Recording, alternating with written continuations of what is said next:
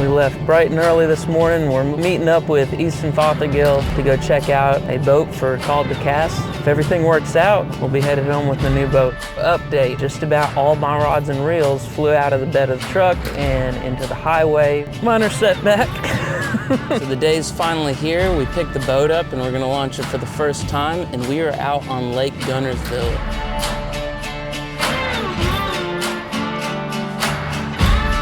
There's something about being here I just get very excited about.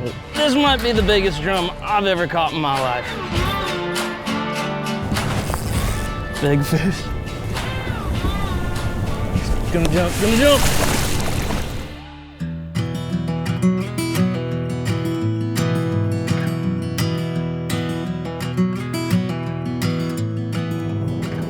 All right, so we're on day 2 of our travel up here to Alabama. We left Texas yesterday morning, got in about a 9-hour drive, got to stay in Tuscaloosa last night. And now we left bright and early this morning. We're meeting up with Easton Fothergill out at Lake to go check out a boat called the Cast.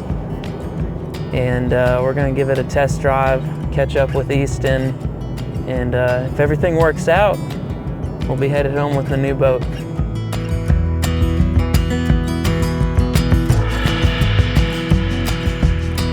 We're actually going through an area that is a national forest, but you can see these pine trees. They're just absolutely gorgeous out here. Reminds me of East Texas a little bit, but that's something you get to see when you come out here and driving across the southern half of the states.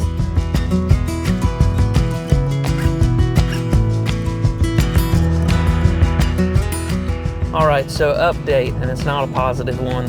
Somehow we were able to make it 10 hours of the 11-hour trip.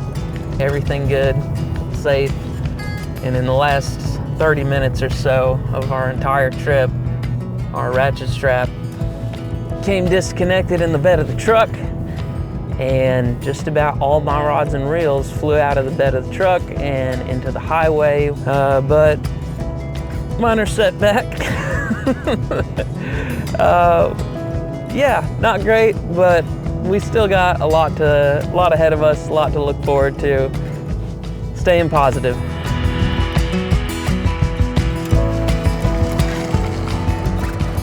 How do we make it 9.5 hours and in the last 20 minutes this all happens? Dobbins Championship.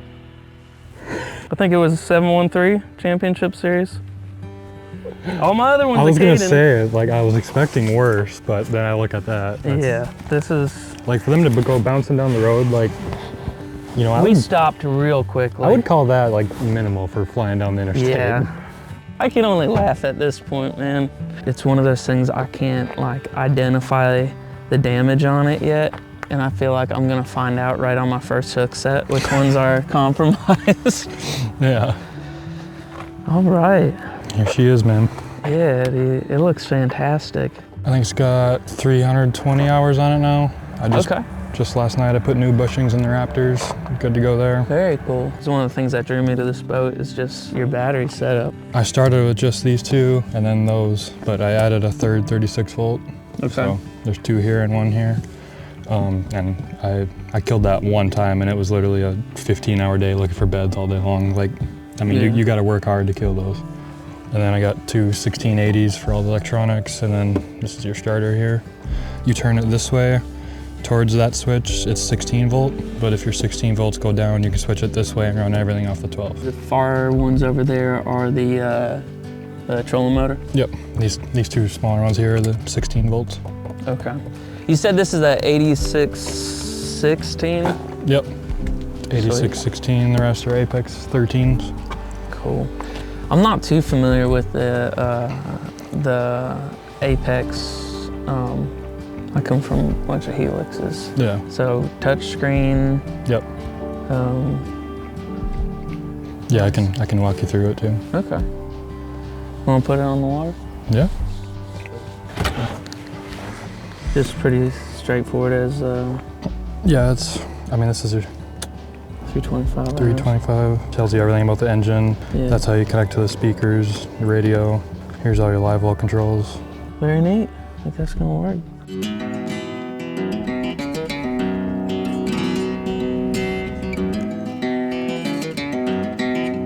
love this trolling motor. Do you have a Quest on your boat? No, I have just the Ultrex. I'm good. Here, right? Yeah. Good. Okay.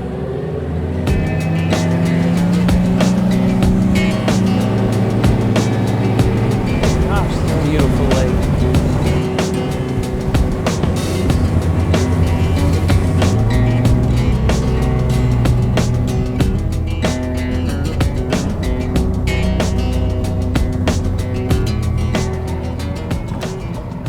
Man, that's dialed in.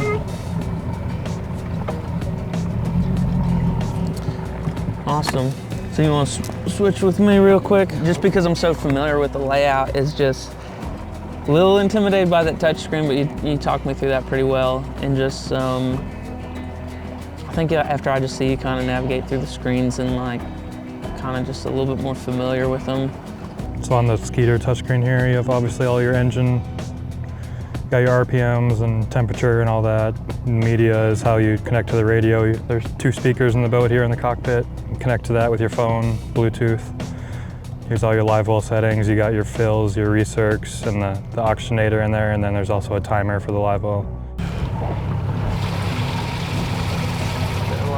Your 2 bilge pumps. You have your starboard and your port. There's also an auto bilge pump, so there's 3 bilge pumps. Yeah, anchor and nav lights and courtesy lights. Can't see them, it's daylight, but this will all be lit up. Every compartment in the boat has lights on it, so you can rig at night and all that. And then here's just the rest of your settings here. I found out early with the Hummingbird, you don't hit the check button if you're on sonar because it cycles through your... Yep. So is there anything like that to be aware of? Yeah, you don't hit the check mark. That'll take a while to get used to. But then if you want more settings, this is your menu button. Okay. I'm trying to think what else. You know live scope.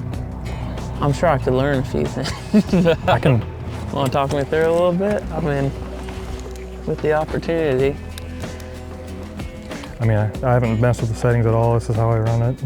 I go back and forth between this color palette and rusted steel is my other favorite. That helps with kind of the density on stuff. Gives you like a 3rd color in there. Right, it's a tricolor, which I really like. I don't know, I go back and forth between those 2. Sometimes cloudy day, I like one over the other, but oh, I wish I had a rod. That's a bass right there. Yeah. Wish I had one too, but they're in the highway. No, that's a good one. It's not a bad one. What do you say that? 3? Yeah, it's a 3-pounder probably. Well, very cool. There's those all came with the boat, so yeah. whatever you want to do there. Rod lockers are probably gonna be similar. Got your 2 seat pedestals. These are for the boat cover. I've never used them before. I haven't figured out how they work. I haven't either. Okay. The cover fits just fine without I was them. hoping it wasn't just me because I went and looked it up and then I tried to do what they said and it There's still classic confetti everywhere in here, so I haven't taken it out. I can't.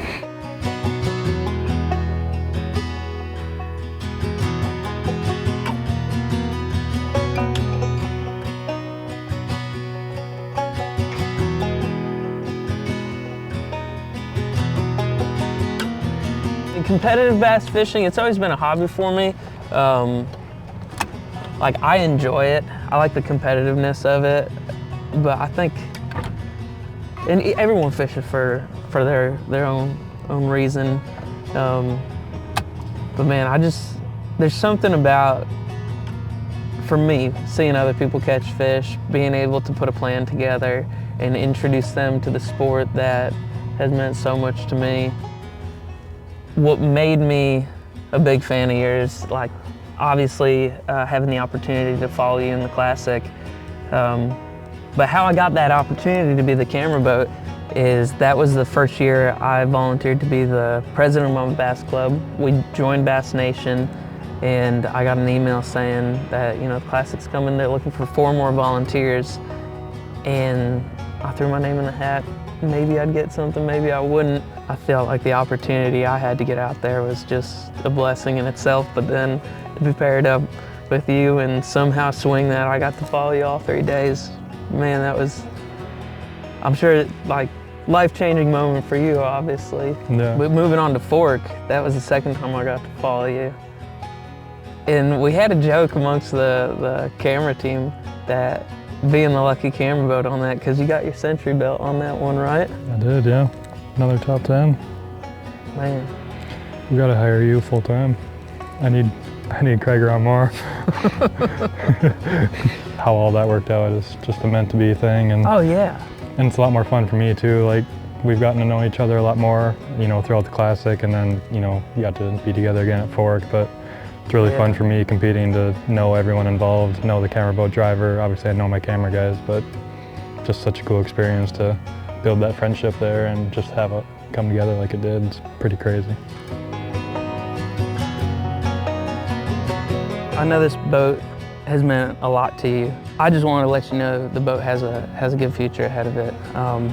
Part of my testimony is fishing had helped me through a time of managing grief after losing a close friend of mine. And what I learned through that was just, you hear everyone talk about the spiritual side of fishing. There's something about being out on the lake. For what it had done for me, my goal in calling with Called to Cast is to be able to give that back. People who don't have the same access to water and the same privileges that I had. One thing is, like the day I was going to leave the boat ramp and I saw a guy on the dock casting, and something inside me, which is so out of character for me, just said like, go pick him up and go take him fishing today. And what we experienced over that fishing trip, you know, he had a life-changing moment, a decision that was going to happen that night. And the whole reason he was out there that day was just he needed to stay busy and keep his mind off this. And we ended up getting into fish like a sand bass school at the end, and we got so caught up with it and we were having so much fun with it. He almost missed the call, and he just got that amazing news, and just how much we celebrated that after the call. And we just talked about, I think for like another half hour, of just like what fishing can do during these moments of stress, and how much it can help your mental health through this. And it was that moment I realized, like, there's something to this that needs to be illuminated, and that's the idea of Called to Cast. That's so cool.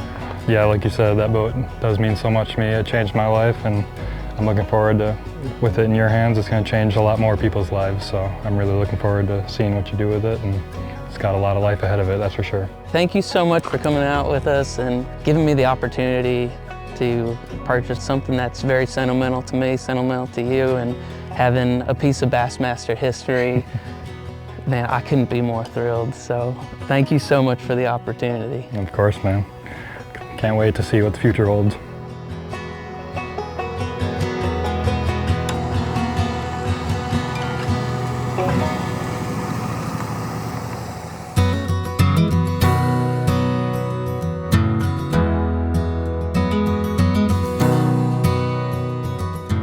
All right, so the day's finally here. We picked the boat up and we're gonna launch it for the first time, and we are out on Lake Guntersville. It's one of the legendary lakes here in the US, known for its bass population.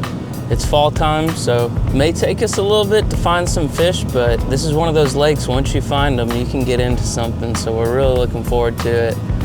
Hopefully we can put together a heck of a day.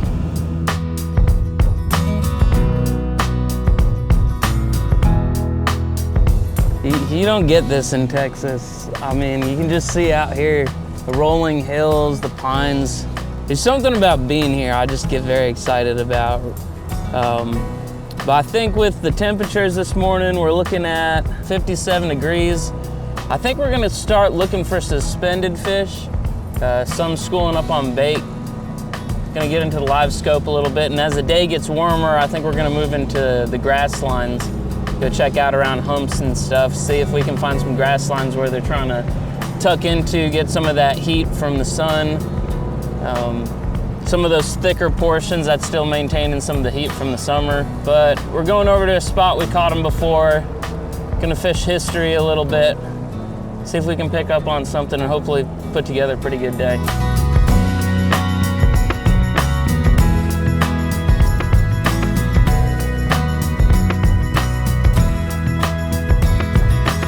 So first impression on this boat, first off, it's absolutely gorgeous. I love how this runs.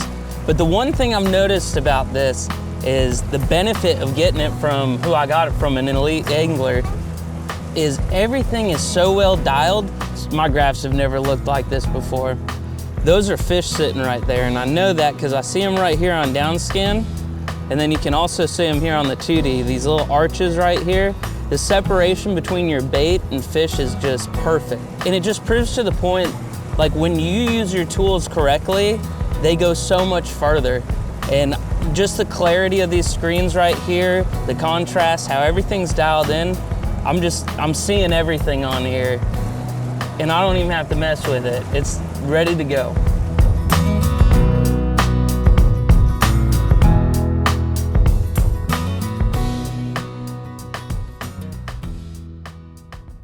The one's sitting right at the surface.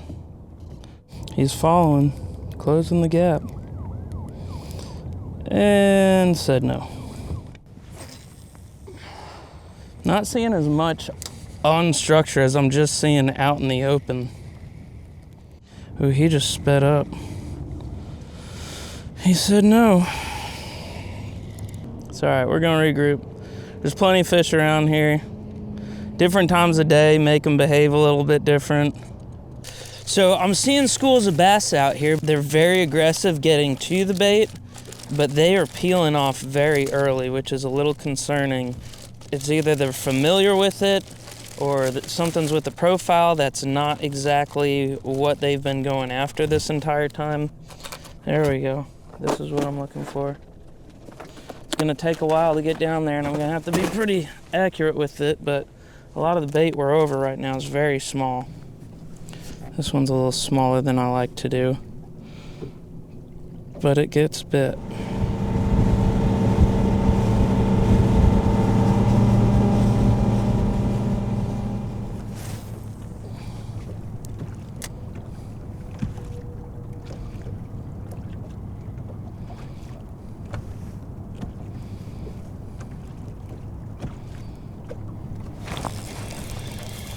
It's gonna jump. Good fish.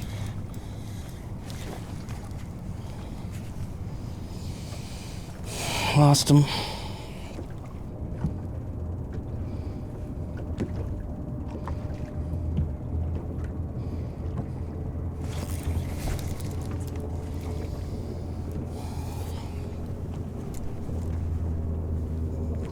This is a tough, it's getting tough. We're getting the bites and they're just not getting all of it. Seems like, what do we say? We made a grave mistake when we went with the name Called the Cast and not Called the Catch.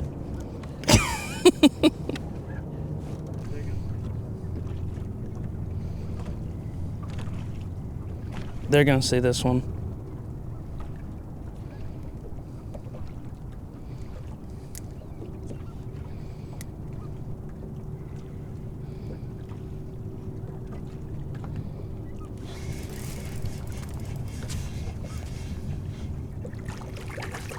Sand bass.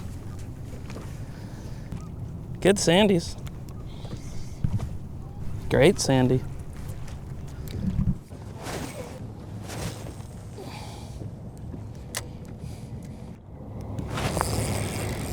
It's a big one. Big fish. He's gonna jump, gonna jump.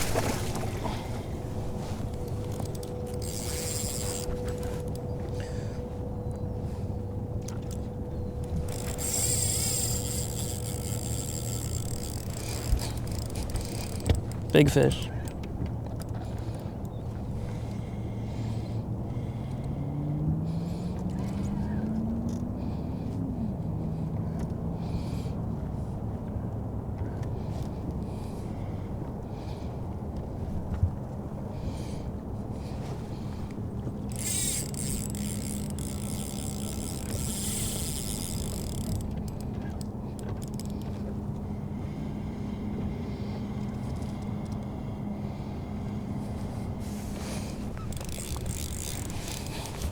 Stay pinned.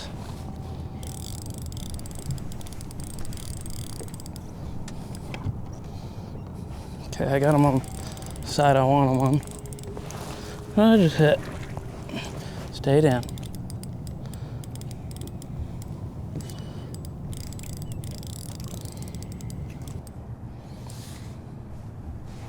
Come on, buddy.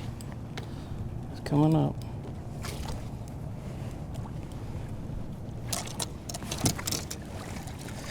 That's what we're looking for out here.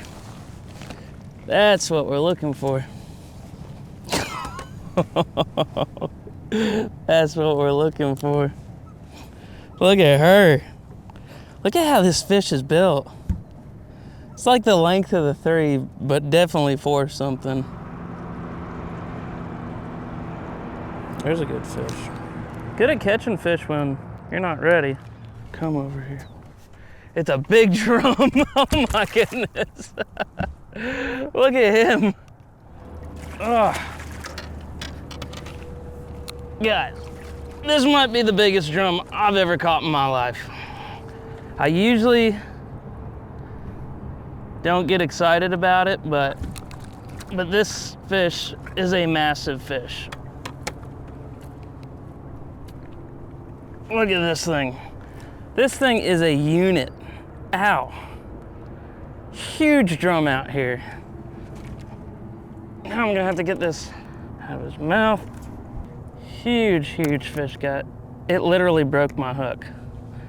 Well, we got him disconnected. That's gonna fall out. Big old drum.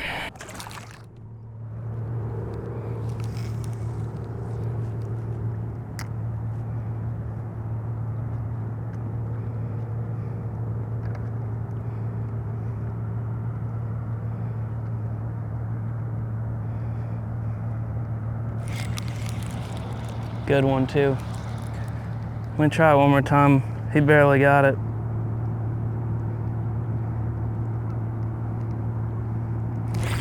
Got him right at the boat.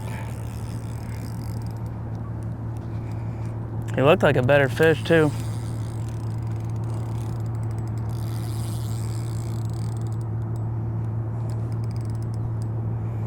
I'm hoping it's a bass. It's fighting like one.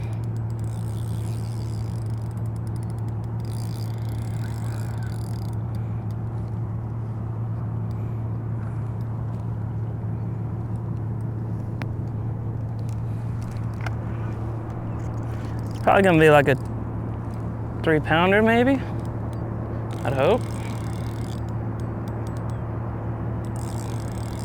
Come on, give us a good jump.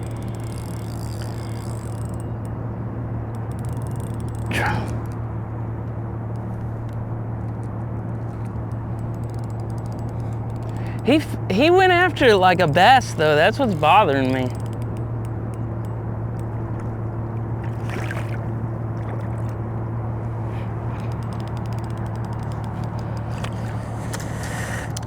You're not anywhere near the size of your bigger brother we caught.